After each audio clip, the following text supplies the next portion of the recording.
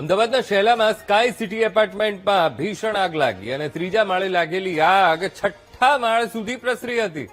Fire બ્રિગેડની 14 ગાડીએ પાણીનો સતત મારો ચલાવી આગ પર કાબુ મેળવ્યો. હાલ સ્થળ પર કુલિંગની કામગીરી શરૂ કરી દેવામાં આવી છે. ફ્લેટમાં રહેતા લોકો તરત જ સાવધાનીપૂર્વક બહાર નીકળી ગયા હોવાથી જાનહાનિ ટળી છે.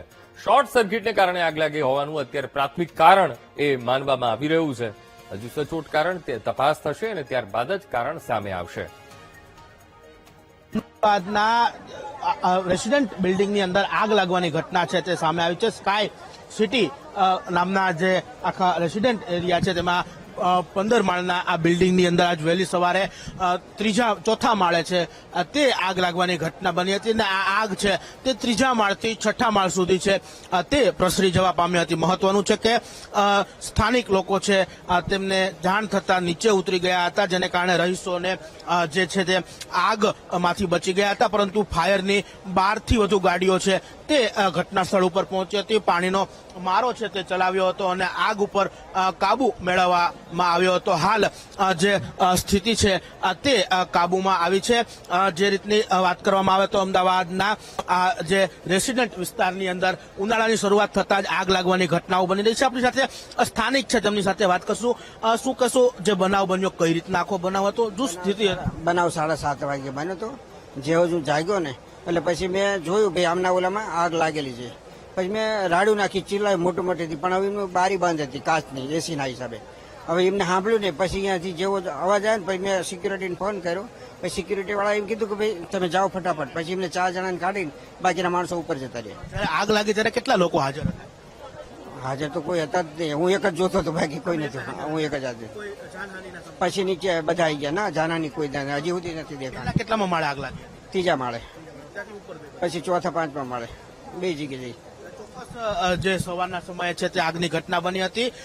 ત્રીજા માળથી આ આગની શરૂઆત છે તે થઈ હતી અને ધીમે ધીમે આગ પ્રસરી અને 5મા અને 6ઠ્ઠા માળ સુધી છે તે આ આગ પહોંચી હતી. મહત્વની વાત છે કે ઉનાળાની શરૂઆત થઈ ચૂકી છે અને ઉનાળાની શરૂઆત સાથે જ આ આગ લાગવાના કિસ્સાઓ છે તે વધી રહ્યા છે. ત્યારે અમદાવાદના જે રેસિડેન્ટ બિલ્ડિંગની અંદર છે, બહુ માળી આ બિલ્ડિંગ છે, તેમાં આગ લાગવાની ઘટના છે તે બની હતી. આપણી સાથે ફાયરના અધિકારી છે, તેમની સાથે વાત કરશું. સાહેબ, કેટલા વાગે કોલ મળ્યો અને કઈ રીતની આપણી કામગીરી? સવારે લગભગ 6:30 થી 7:30 વચ્ચે આ કોલ મળેલો હતો. જેવો કોલ મળતા આપણે બોપલ ફાયર સ્ટેશનથી, થલતેજ ફાયર સ્ટેશનથી, બોડકદેવ ફાયર સ્ટેશનથી, પ્રહલાદનગર ફાયર સ્ટેશનથી તાત્કાલિક ગાડીઓ રવાના કરી અને એક ટીમને આગ બુઝાવવામાં લગાડેલી. બીજી ટીમ હતી, જેટલા પણ માણસો જે ફ્લેટની અંદર રહેતા હતા એ બધા માણસોને ઉપરની સાઈડ, કારણ કે નીચે ધુવાણો પુષ્કળ હતો એટલે નીચે આવી શકે એવું નહોતું, એટલે ધાબા ઉપર લઈ ગયેલા હતા.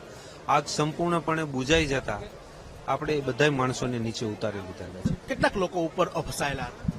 કોઈ ફસાયેલું નહોતું, માણસોને લઈ જવામાં આવેલા. શું કશો સાહેબ, જે કેટલા ફાયર બ્રિગેડ દ્વારા છે, કેટલા ફાયરની ગાડીઓ કામે લાગી? અમારી ટોટલ 10 ફાયર ફાઈટરની ગાડીઓ હતી અને 8 અધિકારીઓની ગાડી હતી.